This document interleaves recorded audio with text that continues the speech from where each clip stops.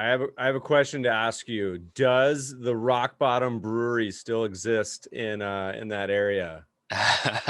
Good question. I think it still does. I frequented in Bethesda quite a bit back in the day, about 15 years ago, but with little kids, I don't get there very often anymore, so not sure it Rock exists. Rock Bottom Brewery, when I was 22, 23 years ago, they had a $2 Tuesday. So you get a pint of beer for $2.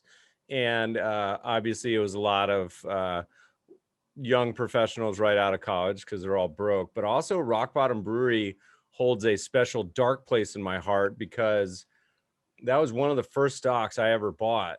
And it did not do well. I remember the ticker symbol to this day, Brew. I think it still exists. I may even trade. I have no idea.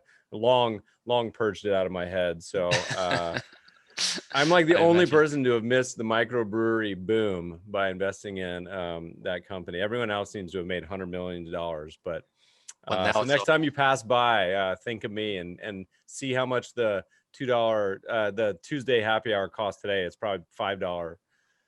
yeah, I'm sure it is, especially in this area. Everything's gone up double, triple since I moved here about 25 years ago. Well, today's gonna be fun. We can talk about all things planning and software and all the different variants. Someone who started out as a planner and eventually went down the entrepreneur software route. Give me a little bit about your origin story. You started out as a traditional CFP, right? Yeah, but even before that, I started out in corporate finance. So I moved down here to Bethesda, same place you moved to after college. I came south though from Penn State and started with Marriott and spent actually my first 11 years in corporate finance, doing a whole bunch of different things, and then transitioned into financial planning in my early 30s and went the CFP route. Got hooked up with a fee-only firm at the onset and went from part-time employee, start with the solo advisor, to becoming his partner down the road. Did a acquisition along the way, but learned a lot about advising. Learned a lot about dealing with clients, working with clients. It was a lot of fun, and in fact, I still do have a small solo RIA as well. That I have a handful of clients. So I enjoy being an advisor very much, and it's been a fun 12, 13 years. I actually started in the industry. My first job and only job before I started my firm was the day Bear Stearns went bankrupt. So interesting time. I've never been a good market timer when it comes to making career choices. So Yeah, I just got a former podcast guest that just sent me a Bear Stearns sweatshirt in the mail. So I'm now the proud owner of some claims on Bear Stearns assets, I think. nice. So, all right, so you're behind the desk as a practitioner, and I feel like this is the normal, most traditional origin story for entrepreneurs, where they spend all day with something, and then the technical term of just something just sucks or something just doesn't exist that you wish did, and eventually the frustration is so present and gnawing and everlasting that you just have to try to fix it. Is that accurate, or was this sort of a different path, you guys starting this software company? No, that's definitely a large part of it for both Roger and me, actually. So yeah, I was helping run a firm, and we were adding staff. We were trying to add more and more services for our clients, and it was what I call a mid-sized RIA at that time, 200 between 200, 300 clients, and we were trying to do a lot more tax planning, and we were finding it was very difficult and very time consuming to do. And we were using Excel spreadsheets and manual checklists that were 4 or 5 pages long in Word, and just mainly going through a tax return and comparing it to the checklist. And then going into Excel and trying to quantify potential planning opportunities. And maintaining that spreadsheet was time consuming. The whole process was time consuming. So in early 2019, as had now launched my own solo RIA, but I was thinking of other opportunities as well. I connected back again with Roger. Roger and I have been friends for many years in the industry. He was running a similar sized firm in Texas that I was running in Virginia. So we put our heads together and came up with Holistiplan, which starting as a way to really streamline and scale the tax planning process for advisors. It started with that, how to scale the tax return review process. That was one of my pain points, and has now developed into really a year-round tax planning software that allows advisors to touch tax planning throughout the year for all their clients. You know, I think for some people, they start to eyes roll back in their head. They start talking about taxes, you know, they're, oh gosh, this is like going to be nails on the chalkboard or sleep inducing. But we often say on this podcast that two of the biggest determinants of performance, net worth over time, of course, that people ignore are fees of all type and then taxes.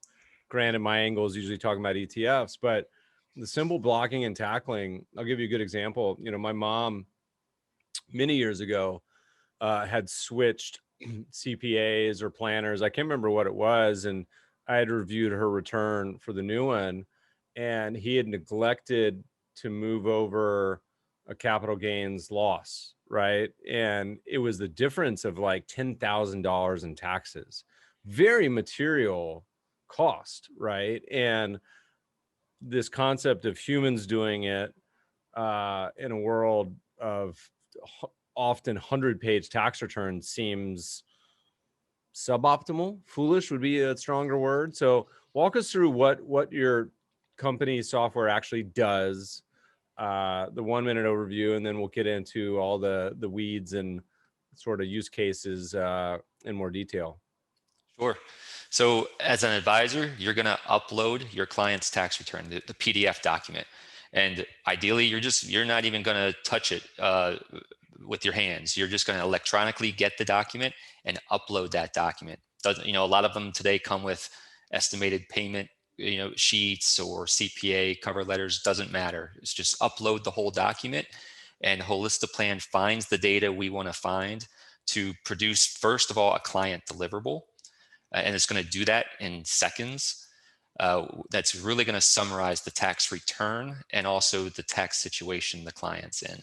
It's also going to analyze that data and provide planning observations, potential opportunities for the advisor to dig in a little bit further, or just flat out communicate to the client right there from the tax report itself. And then, that's really step one of the process, of the tax planning process. Then now that you or the software in this case has identified potential opportunities, you may want to quantify those, right? Maybe it's identifying a potential Roth conversion or donating to donor advised funds, things like that. Now you want to model those. We make it really, really easy to model that because we've read in all the data from the prior year's tax return. We provide that for you, and all you have to do is copy it over to a next column, and now you can start changing some numbers really quickly and model whatever those planning opportunities that you want to model. So walk me through kind of like, what are the main outputs? Like, what do we see? You get a PDF. I imagine we'll post one to the show note links if you have anything that you want to share as an example. But sure. And you guys have a great explainer video we'll link to. It's pretty intuitive, but like, what are some of the main output fields? I imagine you have tax bracket. What else? Like, what does the advisor see? What are the useful sort of outputs that they get? In that tax report itself, you're going to get some things that aren't even on the tax return at all, that you need to, if you're doing tax planning as an advisor, or even if you're not, but you need to be aware of bracket information or thresholds and phase outs. And it seems like we've got new ones of those every single legislation that gets passed. We have new ones yet again with the American Rescue Plan Act. But we're going to provide you like where the client is for modified adjusted gross income, for example. Again, a number not actually on the tax return. You've got to calculate that based on AGI and a formula that the IRS gives you. And it's not just one formula. There's actually multiple formulas for MAGI.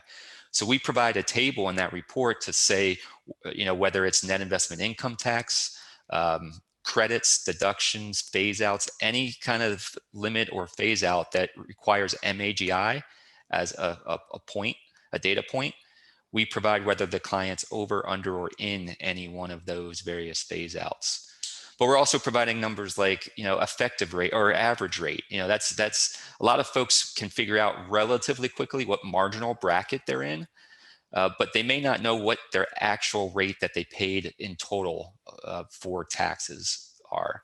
And that's often a lot lower number than they think. So I spend actually a fair amount of time pointing that number out to clients, particularly the ones that think in their heads, oh, I'm in the 35 or I'm in the 24% tax bracket.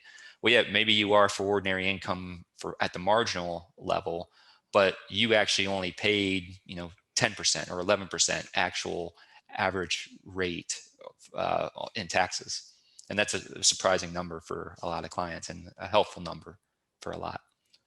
And so once they have just the general overview stats, like what are some of the other reports output? You mentioned, like, does it actually give, hey, you should consider this, or is it like the advisor gets that information? I mean, you're talking about Roth conversions.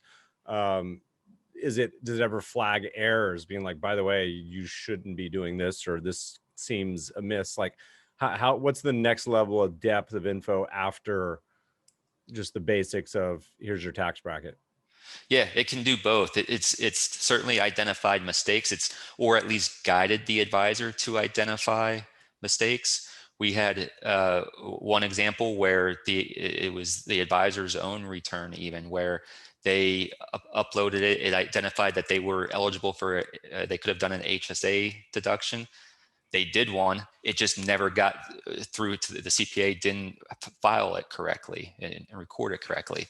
So it can find those types of hiccups where what you did in the prior year didn't get communicated correctly to the tax preparer itself.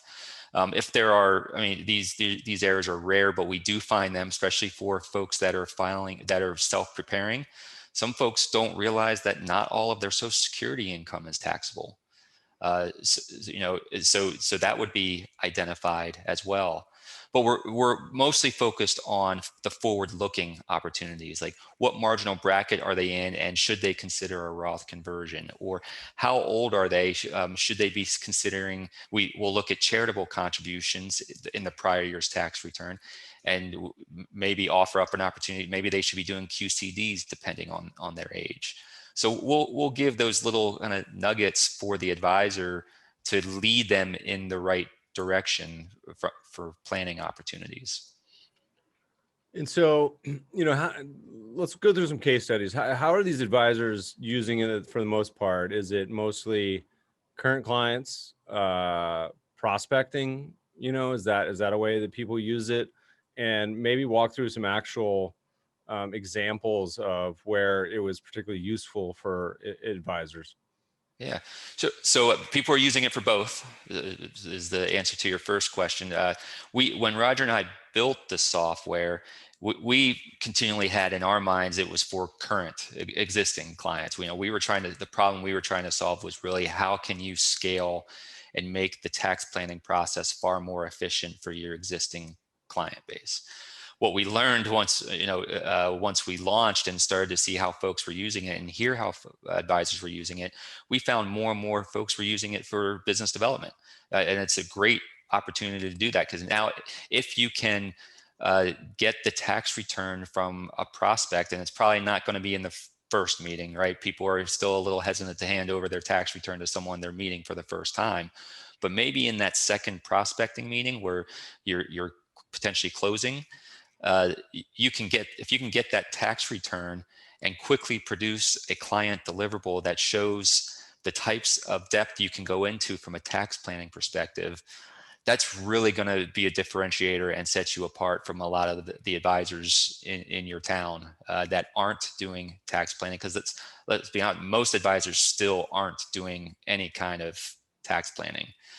And there's multiple reasons for that, but it's quite a differentiator in the business development and the prospecting process.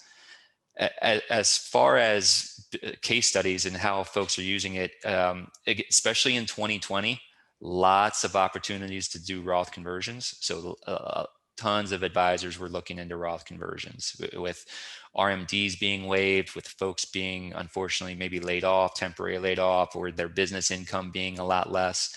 There were a lot of different opportunities in 2020 to bring income into that year. And a Roth conversion is obviously one of the bigger opportunities and more common opportunities. But it could be delaying deductions in 2020 was another common one. So we see that. So Roth conversions, we see QCD analyses, donor advised funds. So there's one where if there's opportunities where you can lump up a whole bunch of charitable giving in 1 year via donor advised fund, and then take the standard deduction now that that's been raised after 2018, to take the standard deduction in the next couple years. When you look cumulatively over 3 or 4 years, you're going to get larger deductions across those years that way than taking the itemized deduction potentially every year and loading up Schedule A charitable deductions instead of a QCD. What are some of the more non-traditional ways this software can help out? I mean, you talk about a lot that already has my head spinning. And I imagine, my God, that just updating this software on a yearly basis and all the scenarios has to be a pretty big project. How do you keep up with it all? And how do you, like, particularly all the ones adding features, all the new sort of laws on the periphery? How do you guys, what's the approach to that? So as far as all the tax legislation that has occurred since we launched, which has been numerous, we are committed. We drop any kind of the proactive roadmap that we're doing, and get all of that legislation into our code as soon as we possibly can. The CARES Act in early 2020, March of 2020, we had anything tax related updated in a week. The appropriations bill, which had some tax impact, that was in December of 2020. That was done in a day or two. And now this most recent one, American Rescue Plan Act, again, some pretty significant tax impact in that. And unfortunately, retroactive in some cases back to 2020, especially around the unemployment compensation. That's all in our code now as well. And so that was done about almost exactly 1 week after it was signed by President Biden. So yeah, that is certainly a lot of effort. Our product development team and Roger do a tremendous job in, again, focusing exclusively on those changes and getting them in our code so that advisors can start using it. And this was particularly important for this most recent one, because folks have already filed 2020 tax returns or are about to in a lot of cases. And some of this legislation impacted 2020. So to get that in the code quickly was really important. We've got lots of advisors using it for that purpose alone, trying to figure out not only 2020, but now 2021, how are they going to stay under certain thresholds for their clients to try to make sure that they still get or will get the full allotment for stimulus payments, for example. Obvious question. What was the, I understand the original reason of focusing on advisors. Is there a product at some point that is direct to individual? Is that a possibility? It's certainly a possibility. Parents have told me never to say never, so I would never say never. But right now, we feel we've got so much opportunity in the advisor space, and also taxes are complicated. They're complicated for us advisors, right? It's part of the reason why most advisors still aren't doing even the basics of tax planning, or even just. I mean, there are tons of advisors now that still are managing assets and not thinking about the tax implications. You brought this up earlier, tax implications potentially of selling that security. There are all kinds of now gotchas in the tax code, or Medicare IRMA premiums is another example where you go $1 over some of these phase outs, you sell $5 more of a stock than you should have. And that could cost the client thousands of dollars down the road in, if not taxes, then other expenses like Medicare premiums. So even if your focus is solely on the investments management side of the business, what you're doing day in and day out for clients is impacting their tax situation. And I feel like, as advisors, we got to be aware of that. So it's hard to do all of this without software at this point. There's just too much going on and too many things to watch out for without using software today. Well, I was tweeting the other day about my single number one most frustrating company I can think of that has near monopoly is TurboTax. Mm-hmm. And it's so ungodly awful. I was like, how is it in 2021 you can't just upload your various forms and have the software create the tax returns and / optimize it for you? And y'all seem to be doing a variant of that, to the point where, we don't really do financial planning here, but I was like, maybe I'll just sign up literally for the employees in the office as a way to run this through their software to see kind of like what we're doing wrong, and it just seems like such a no-brainer as a, planning concept, but also potential, I don't know if audit headache is the wrong word, but in general, just like, do you have your shit together sort of, concept. So I think a lot of people would certainly like it, or love it. That's for sure.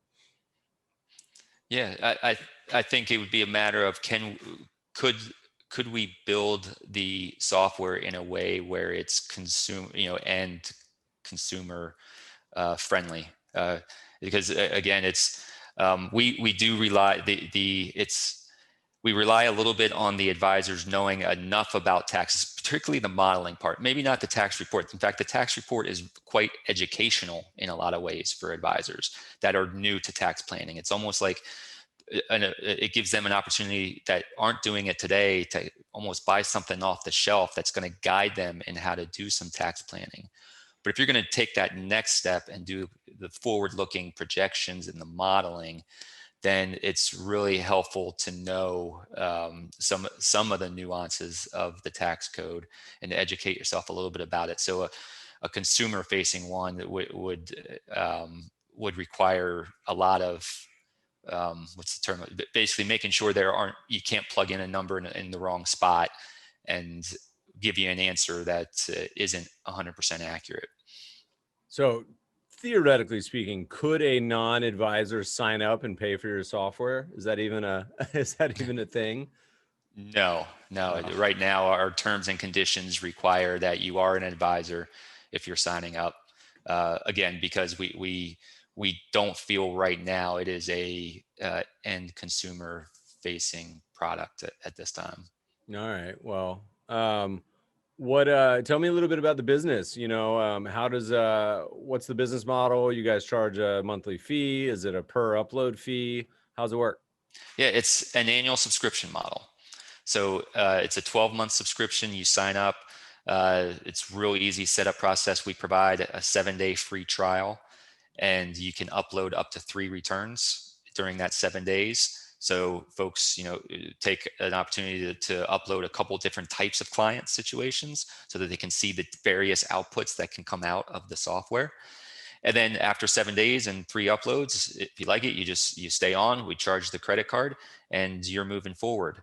Those subscriptions are tiered. Most software today tiers their pricing based on number of users you're going to have, right? The number of advisors or the number of users in your firm. We chose to tier it instead based on the number of uploads. So to answer your question, it's kind of 2 ways, right? It starts with a 12-month subscription. That's the core. But then each subscription has a maximum number of uploads that you can make for that price that you're paying for the year, and it just tiers up from there. So so if you're a solo advisor, for example, and you've got 10, 15 clients now, you would sign up for our starter package potentially. That gives you an opportunity to upload up to 30. If you've only got 10 clients, though, you'd find that at the price point, you're getting your ROI easily just from the time savings of just doing it for 10 clients. And then we scale up from there. So we've got then from a 30 max upload, then 75 max upload for $9.99. And then we just continue to tier up all the way up to 1,000 uploads is our top price. And then beyond that, we have enterprise, which are, and then those are for the larger firms that we've signed, and that, that's a separately negotiated contract with different terms. And what's sort of been the feedback uptake so far? Has it been mostly kind of the mom and pop solo practitioners? Has it been the bigger operations with a number of advisors? Has it been a mix? Where do you guys stand? It started at the smaller firms, the solos and the what I call ensembles, like the partners, the 2-partner, 3-partner type firms with a few hundred clients. That's where it started. And we obviously continue to bring on lots of those folks on every month as well. Now we're starting to see, though, larger firms come on board too. We announced a few larger partnerships recently. I think that's opened up the idea as well for other large enterprises. They're seeing the value. And for larger firms, it's as much about consistency as it is efficiency. I've talked a lot about the efficiency of using software like this. But for those larger firms that have hundreds of advisors or tens of advisors and across the nation, software like this provides the consistency they're looking for, that they know every advisor in every office is providing the same type of deliverable and doing the same level of work on the tax planning side for their entire client base. And that's a huge, I think, value proposition for the large firms. From anyone who's been involved in software, it's a effort of constantly iterating. What's been some interesting takeaways from advisors, practitioners that are actually using it? Feedback that has been worked into the product, or different avenues you guys have kind of gone down from actually having real live people banging on the software last few years? Mm-hmm. Yes. So when we launched, which was back in the summer of 2019, we really, what we started with, our prototype was really upload a return and get a bullet point list of observations, and that was really it. So it was kind of like an expert system type of software. Then we started getting feedback from our beta testers and some friends in the industry that you really kind of need a client deliverable or report of some kind that's cleaner, nicer. So we worked on that. Then we got some feedback from advisors that were they're savvy planners that focus on taxes. And the report, while it saved them some time, it didn't provide them any new information that they couldn't have found pretty quickly on their own, because they already knew how to review a 1040 really quickly. What they wanted was the data to go into a tax planning software of some kind, so that they could do modeling, forward-looking projections and modeling. Well, we investigated that a little bit, and there really weren't any softwares out there that would be able to do the integration like that. So we built it ourselves. We built that's that modeling that we call it the scenario analysis, that allows you to do the forward-looking projections. And then from there, now what we're focused on and what we've been hearing from our subscribers is, we just launched a feature that's called Tax Prep Letter, that allows advisors to proactively compile all of the things they did in the prior year from a tax planning standpoint that's going to impact the filing of their clients' taxes. So right now, folks are doing it for the 2020 tax year, right? Before the CPA or the self-preparer starts filing their tax return incorrectly. This is a proactive way to identify, hey, well, you did 3 QCDs this year, for example. Make sure that gets communicated. We provide a letter now, or the advisor can provide a letter from Holistiplan that tells the CPA, these were the 3 QCDs that were done for the client. Make sure that doesn't show up as taxable income on the tax return. So we've closed that gap now that we saw and advisors were telling us about, that where we do some great planning work and execution, but that then doesn't get communicated and filed the correct way on the tax return. And if it doesn't get filed the right way, then it, as far as the IRS and the client's concerned, it never happened. What is the what was sort of the state of the industry before you guys launched? Is there some competitors? Was it the more traditional planning software? Anyone kind of doing what you guys were doing? Doing all the different things that we were doing, the uploading of a tax return so that the advisor doesn't have to enter data, that didn't really exist. There were some tax planning software out there, like the modeling side of things. One of the things that really got Roger and me excited about this, about focusing on tax planning, is, and this is a plug for the T3 survey that they do every year. It's a great survey. Thousands of advisors submit the survey, and in tax planning software, what we learned, this was 2 years ago now, 2019, less than 8% of advisors were using any kind of tax planning software. Less than 8%. So now that number, we've learned, what might have been a little low, but it still wasn't more than like 10 or 11% before we started. Now we're starting to get that number up quite a bit, but before we launched, advisors were using Excel, or they were using, and quite honestly, now it's almost impossible, I feel like, to use Excel. There's just too many nuances in the tax code that you can't build and maintain an Excel spreadsheet that can manage all this. But even when I was helping run my firm, we were using Excel. It was one that I started to build, and then our team kept adding to it. I can't imagine now, though, maintaining that. But that, I think when we started, that our biggest competitor was really folks using their own manual process that they created in a combination of Excel and Word and email to produce that client deliverable that we're able to produce. And now we've combined all that into a software, and you don't have to enter any data to get it, and you can get it in a matter of seconds. Yeah, I mean, it seems like the state of many advisors often, there is a disconnect between the sort of accounting, CPA, tax, and the traditional planning. Plenty of them do it.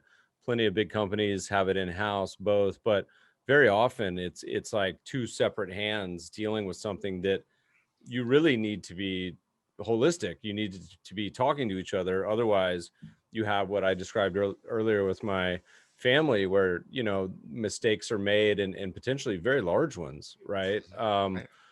And the old way of doing things seems, in 2021, very antiquated, at least.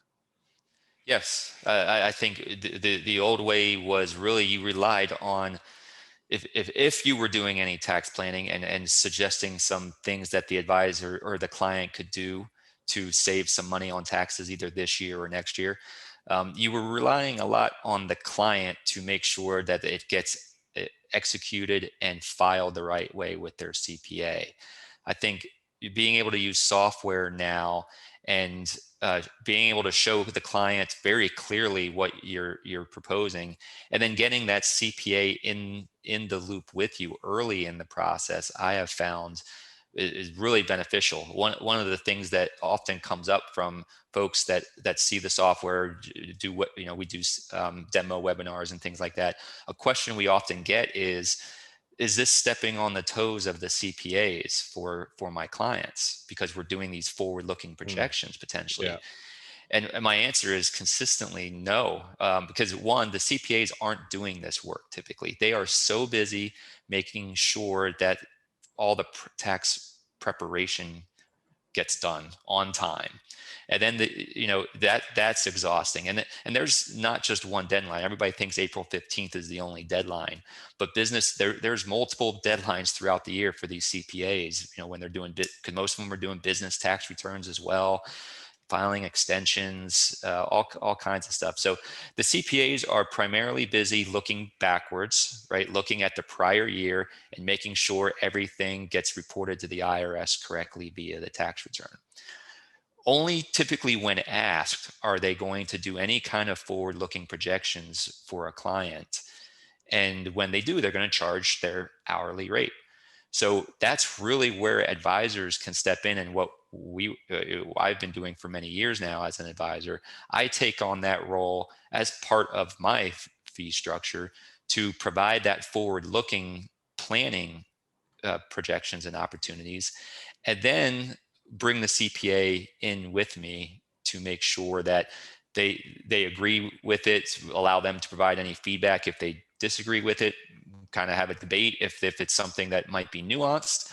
But then the benefit there too is you're building the relationship, I think, with the CPA, but then the client as well views it as they've got now this finance team, not just an advisor that does this stuff and then a CPA that does this stuff, and they've got to be the quarterback of the whole thing.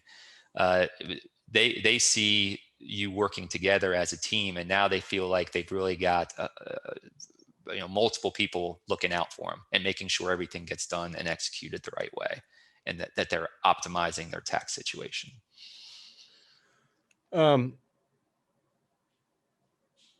How have you guys done all this? Is it you just coding this in your basement? You guys tell me a little bit about the team. I know you guys won some awards at some conferences. How is this bootstrapped and built? Yeah, started off as definitely bootstrapped and built. We won the XYPN FinTech competition in September of 19, with really, I mean, looking back at what the product looked like then, we were out of beta, but it was whatever that next term is. It was definitely still not anywhere like what the product is today. To get it to that point and even beyond, Roger is a coder as well. So he was an advisor, but before he became an advisor, he was in the software industry. He knew how to code, still knows how to code. He's still very, very hands-on in the code, and he does a lot of that work. But now we built out the development team. We brought on. We really started to grow after that FinTech competition win, and Roger was on. Michael Kitces was a judge in that. That he helped spread the word a little bit as well with that win. So we really took off after that, and we hired a CTO shortly thereafter, and we've just continued to build the development team out from there. So we've gotten now more hands on it. We've built out a support team since then as well, because we've grown. We're now up over 1,700 firms using it. So that's a multitude of advisors all on top of that, because again, we've got some large firms in there as well. So we've definitely grown quite a bit. Support team, development team, but Roger is like I said, still very much in the code, and that's really beneficial for things like the American Rescue Plan Act, right, or the CARES Act. When you have someone that like Roger that knows planning, knows taxes, and then can also either direct when it makes sense to direct coders, or dive in himself to implement, that saves a tremendous amount of time. And I think I know that's a large reason of why we're able to turn things around so quickly, not just around legislation, but when subscribers provide feedback and give us suggestions, we turn that around really, really quickly. So it's a combination now of, it definitely started bootstrapped and it's moved now to building out a team, but we still got some of those bootstrap elements involved. Yeah. We're here in 2021, first quarter, almost tax time, though it got pushed back, I think, a little bit this year. Mm-hmm. A lot of moving parts, as always. What do you see sort of as you look out the horizon, the future for this company? Is it just sort of blocking and tackling, growing the user base? Are you trying to raise VC money and take over the world?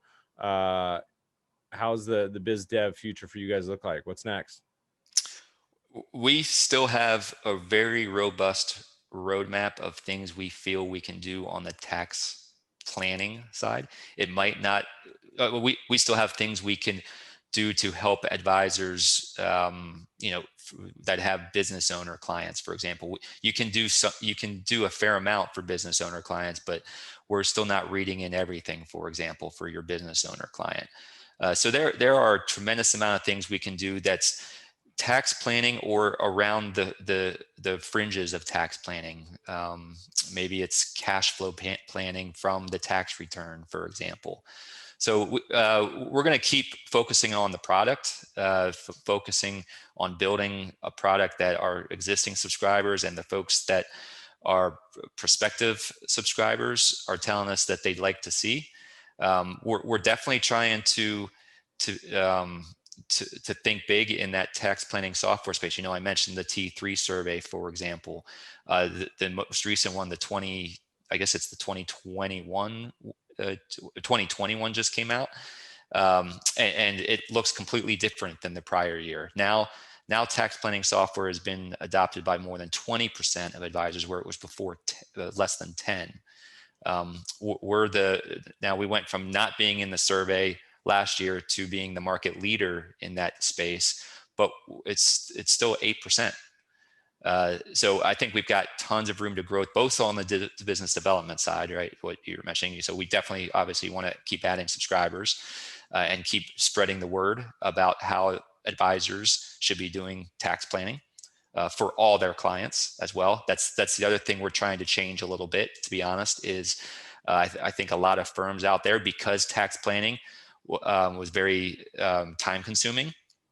I've known of a lot of firms that basically made the decision out of resource constraints to only do tax planning for some of their clients. And maybe they identified the ones that they thought could use it the most, or however their criteria was. In my view, the ideal world is you're doing it for everybody, because you just don't know if someone who maybe you didn't think had any tax nuances actually does. Like the example you gave, right? That carry forward loss that didn't come through. If you're not reviewing the tax return and knowing your client's tax situation really well, you're going to miss out on those things.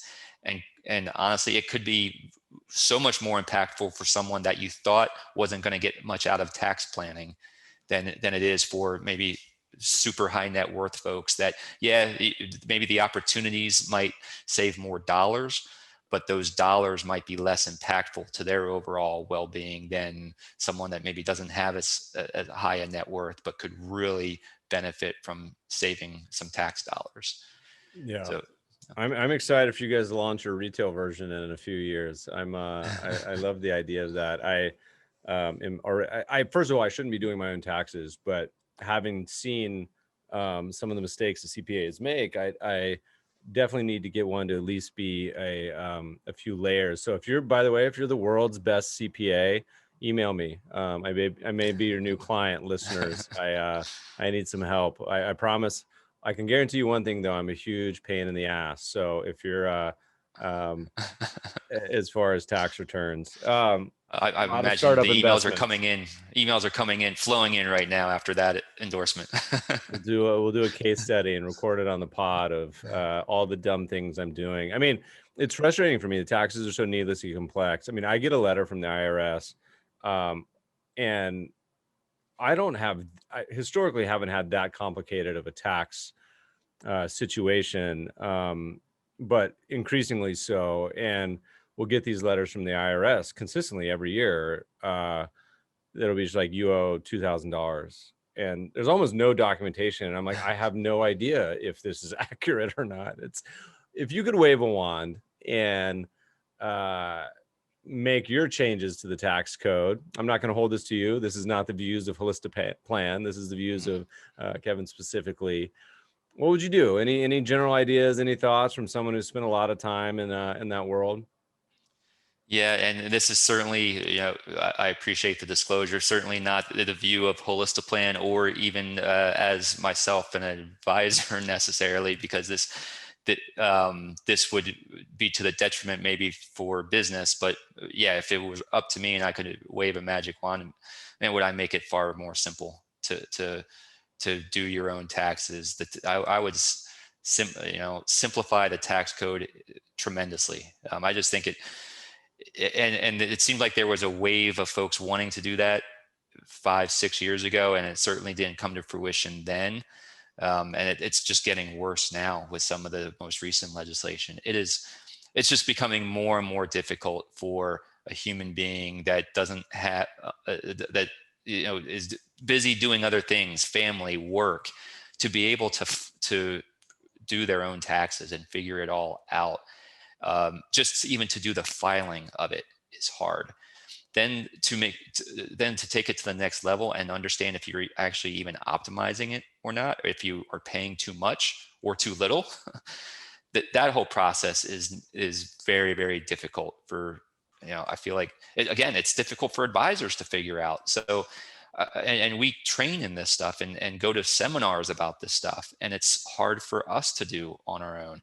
So I would completely streamline the tax code if I could wave a magic wand and make it so much easier. The whole concept is a little strange to me, that you kind of, at the end of the year, you have to tell the IRS via forms, hundreds of forms in some cases, how much you think you owe in taxes to them, and then they get to tell you whether or not you're right or not.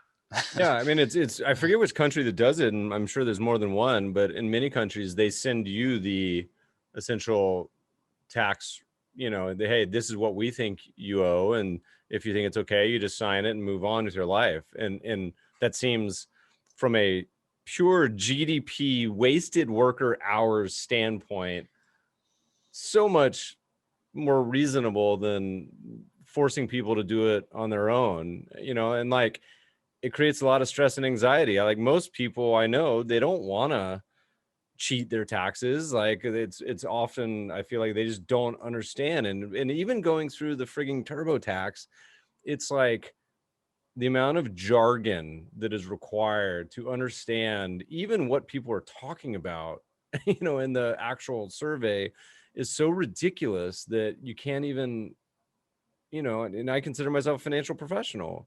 It's complicated anyway. Yeah. And you're right. People, I think most people want to pay what they are supposed to pay, Yeah. but trying to figure out what that number is very difficult. And I think people don't want to necessarily pay a whole bunch more than they have to either, because Right. then that doesn't feel great either. Right. So it's again, to figure all that out is really, really hard. And I've now believe you even advisors that are trained in it really can't do it without software at this point. Well, right? the U.S. government ineptitude is good for your business, so we can go long Holistiplan and short politicians for probably a few more decades. I don't see this changing anytime soon. I don't either. And great, long for CPAs and long for advisors and everybody else in this space. But I'm not long TurboTax. They're literally the worst. Sorry, Intuit, if you want to sponsor the show, I apologize. We're gonna have to cross you off. Kevin, this has been great. What's been your most memorable investment? Does anything spring to mind from your career as both a entrepreneur, investor, advisor, all that in between?